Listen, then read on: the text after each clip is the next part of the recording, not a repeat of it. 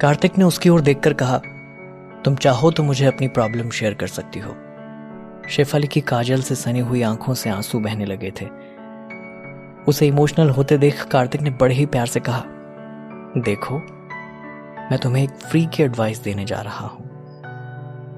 रोने वाले को दुनिया और रुलाती है, इसलिए अपने आंसू पोंछो और बताओ क्या हुआ।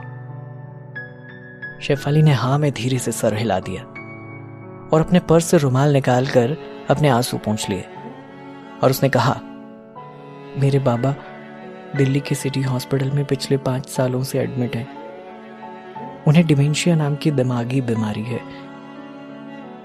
और हर दिन उनकी याददाश्त कमजोर होती जा रही है। कार्तिक अब तक हाथ बांधे हुए उसके एक एक शब्द बड़े गौर से सुन रहा था।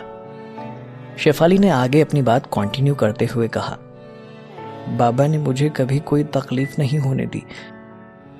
मां के बारे में मुझे याद ही नहीं है, वो कब मुझे छोड़कर चली गई। लेकिन मेरे बाबा ही मेरी दुनिया है।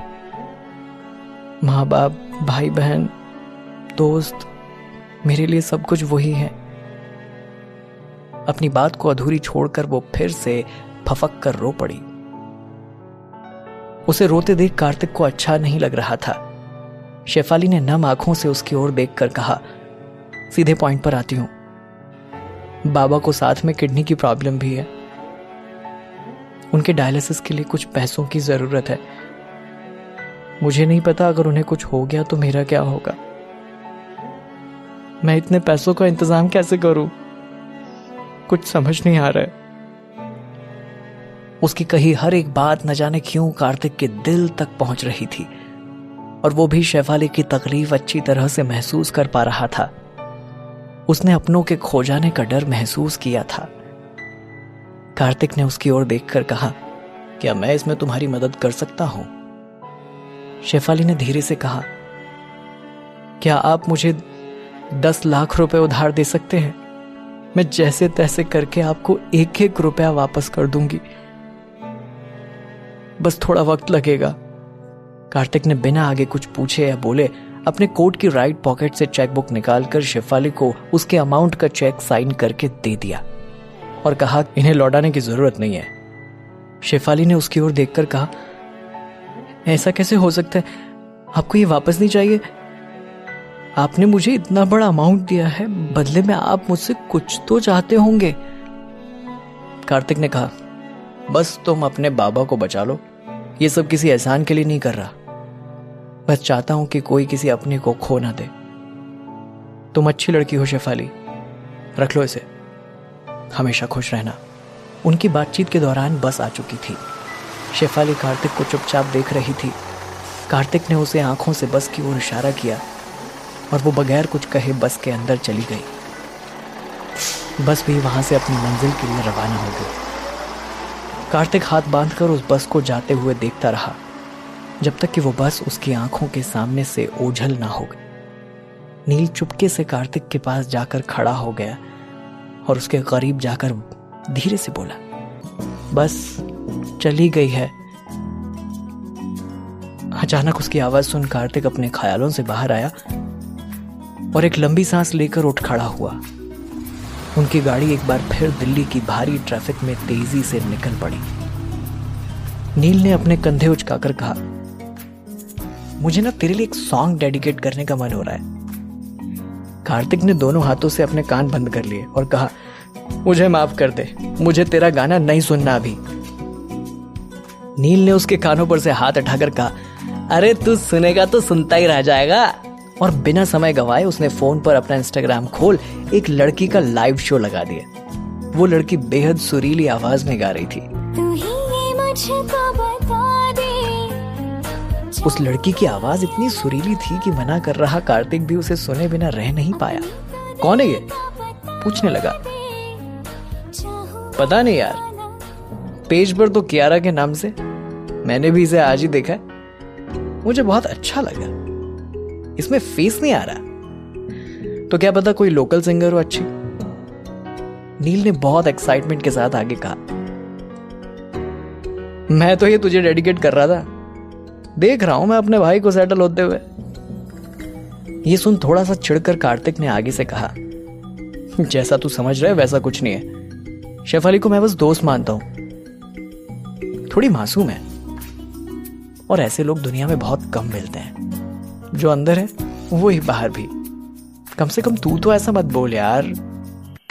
थोड़ी देर में गाड़ी में रखा हुआ एक मोबाइल रिंग होने लगा, जिसे सुनकर नील ने वो फोन देखा तो उसने कहा, यार तूने मेरे बिना एक नया फोन खरीद लिया, लेकिन इतना पुराना।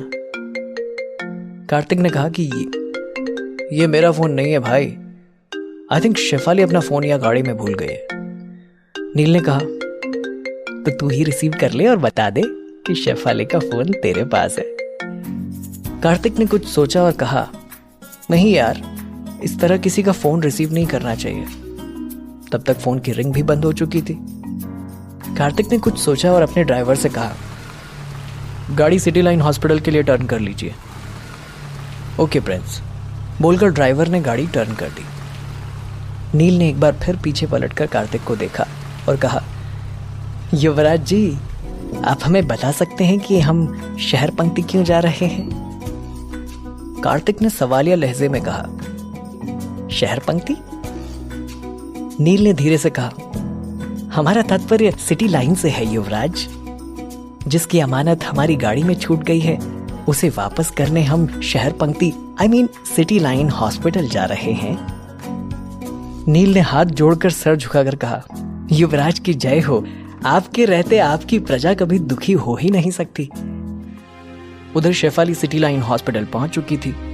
वहां पहुंचकर उसने रिसेप्शन में अपनी कुछ फॉर्मेलिटीज पूरी की और रिसेप्शन के बाजू में लगी लिफ्ट में एंटर हो गई। आज वो बहुत खुश थी क्योंकि अब वो अपने बाबा का ऑपरेशन करवा सकती थी। 4th फ्लोर में पहुंचकर जैसे ही जनरल वार्ड में अपने बाबा के बेड पर पहुंची, उस बेड पर कोई और पेशेंट देखा तो वो घबरा गई। उसने उस पेशेंट के साथ मौजूद अटेंडर को देखा और कहा, ये बेड तो मेरे बाबा का था, मेरे बाबा कहाँ गए? अटेंडर ने कहा, मुझे नहीं पता आपके बाबा कहाँ हैं। पिछले 7 दिनों से तो मेरी पत्नी का ही इलाज इसी बेड पर चल रहा है। शेफाली उनकी बात सुनकर और परेशान हो गई। जनरल वार्ड में मौजूद नर्स के पास जाकर उसने बेड की ओर इशारा करते हुए कहा, वहां मेरे बाबा थे, मिस्टर श्रीकांत जोशी, वो कहाँ गए? नर्स ने बेपरवाही से अपना रजिस्टर देखते हुए जवाब दिया, जिन पेशेंट के बेड का पेमेंट नहीं हुआ है उनको टॉप फ्लोर पर रख दिया गया है। शेफाली ने नाराज होते हुए कहा, एटलीस्ट आप लोगों को मुझे इन्फॉर्म तो करना चाहिए था। और बगैर नर्स का पूरा जवाब सुने वो वहां से भागती हुई बाहर निकल गई। भागते हुए जा रही शेफाली अचानक कॉरिडोर में एक शख्स से टकरा गई। इस वक्त शेफाली बहुत हड़बड़ी में थी। उसके चेहरे से परेशानी का भाव साफ झलक रहा था। उसने उस शख्स को बगैर देखे ही कहा, आई एम सॉरी, और लिफ्ट की तरफ चली गई। जिस शख्स से वो टकराई थी वो कोई और नहीं, कार्तिक था। कार्तिक ने उसे आवाज देकर रोकते हुए कहा, क्या हुआ शेफाली, तुम इतनी जल्दबाजी में कहां जा रही हो? उसकी आवाज पहचान कर शेफाली पीछे मुड़कर उसे देखने लगी। उसकी आंखें एकदम नम थी। उसे इस तरह परेशान देख कार्तिक को अजीब लगा। उसने बगैर कार्तिक से नजर मिलाए कहा, आई एम सॉरी सर, मुझे पता नहीं था आप हैं। कार्तिक कुछ बोल पाता उससे पहले ही नील अपने बसखरे अंदाज में बोल पड़ा, इट्स ओके, हमारे युवराज ही हैं, मार्स से उतरे हुए भगवान नहीं। कार्तिक ने आंखें बड़ी कर नील को चुप रहने का इशारा किया, लेकिन उसकी बात सुनकर शेफाली के चेहरे पर मुस्कान आ चुकी थी। कार्तिक ने अपने बैक पॉकेट से शेफाली का मोबाइल निकालकर उसे पास करते हुए कहा, तुम अपना मोबाइल गाड़ी में भूल गई थी। इस बीच नील फोन पर किसी से बात करते हुए वहां से जा चुका था। कार्तिक ने शेफाली की ओर देखकर कहा, वैसे तुम इतनी हड़बड़ी में कहां जा रही थी? शेफाली ने भौं से कोड़ते हुए कहा, बाबा को टॉप फ्लोर में शिफ्ट कर दिया गया है, उनका बेड किसी और पेशेंट को दे दिया गया है। बाबा को देखने टॉप फ्लोर पर जा रही थी। फिर कुछ सोचकर शेफाली ने कहा, आप यहां तक आ ही गए हैं तो चलिए मेरे बाबा से मिल लीजिए। कार्तिक ने हाँ में सर हिला दिया और शेफाली के साथ हॉस्पिटल के टॉप फ्लोर पर पहुंचा। वहां का नजारा देख शेफाली के रोंगटे खड़े हो गए, क्योंकि वहां बहुत सारे बीमार लोगों को फर्श पर छोड़ दिया गया था। वहां की हालत बहुत खराब थी। यह देखकर कार्तिक को भी अच्छा नहीं लगा। वहां पहुंचकर शेफाली इतने सारे पेशेंट्स के बीच अपने बाबा को ढूंढने लगी। वहां उनका ख्याल रखने के लिए कोई नहीं था। कार्तिक भी उसे फॉलो कर रहा था। उस फ्लोर के कॉर्नर पर एक बुजुर्ग व्हील चेयर पर बैठे हुए थे।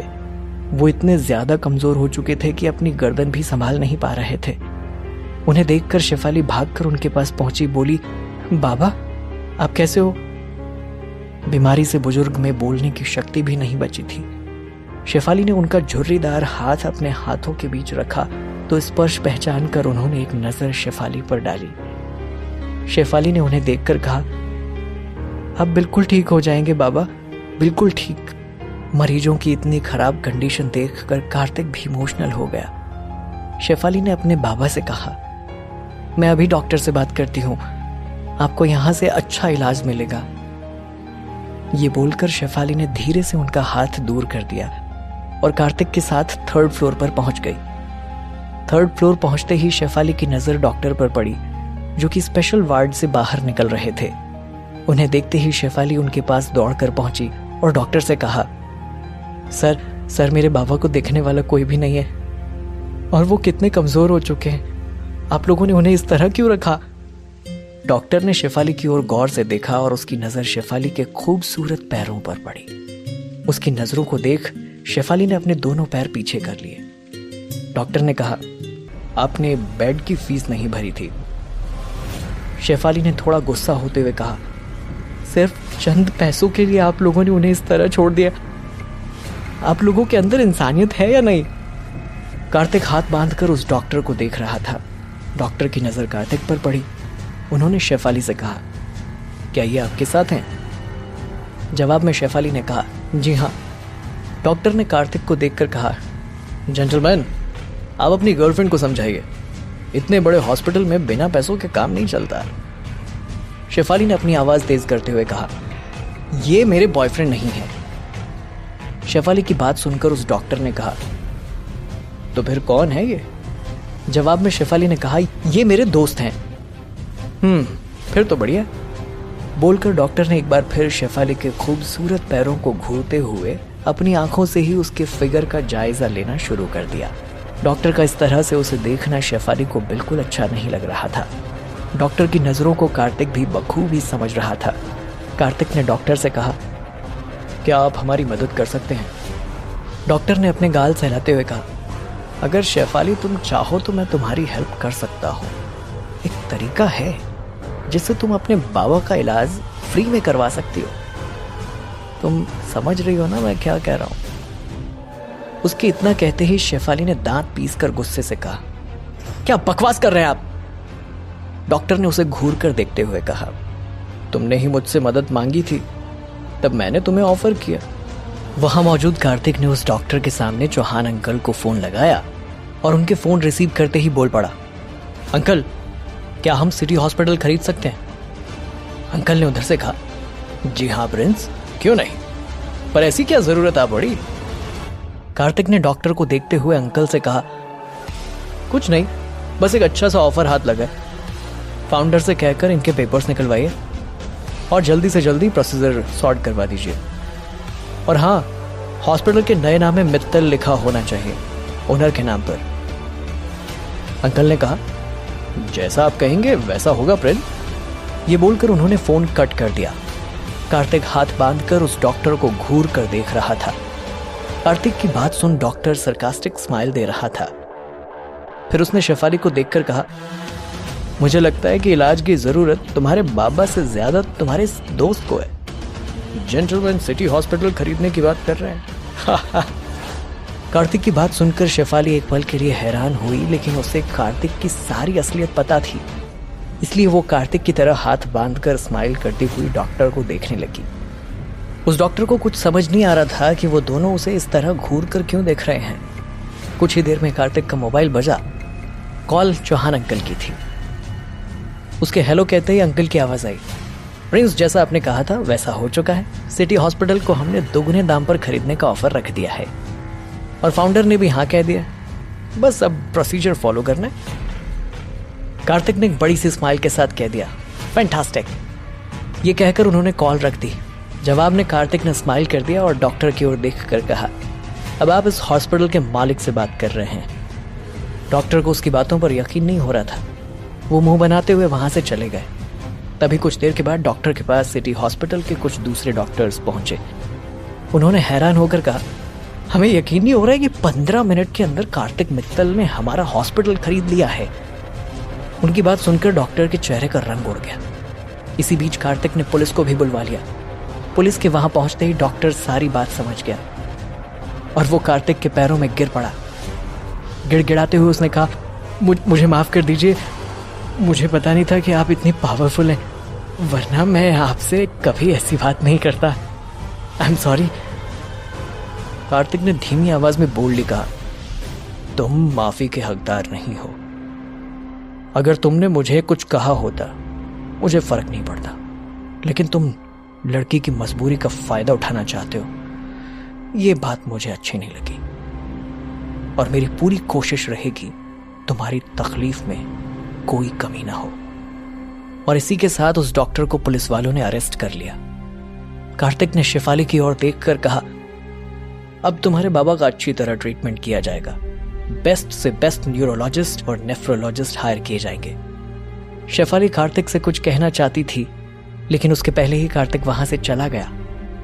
पर उसके चेहरे पर सुकून के भाव थे कि अब उसे अपने बाबा के लिए परेशान होने की जरूरत नहीं। वो भी कुछ देर वहां से अपने बाबा को देखकर हॉस्पिटल से निकली। रात हो चुकी थी। उसने अपने लिए कैब बुक किया। बाहर आकर वो कैब का वेट कर रही थी और अपने फोन में बस टाइम देखे जा रही थी।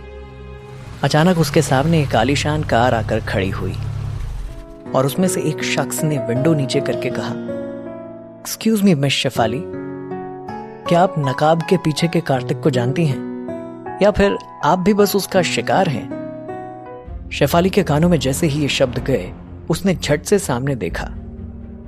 सामने उस शख्स को देख उसके पैरों तले जमीन खिसक गई। आखिर कौन है वो शख्स जिसे देखकर शेफाली इतनी हैरान हो गई? और क्या है कार्तिक मित्तल का राज? जानने के लिए सुनते रहिए 1 2 का 4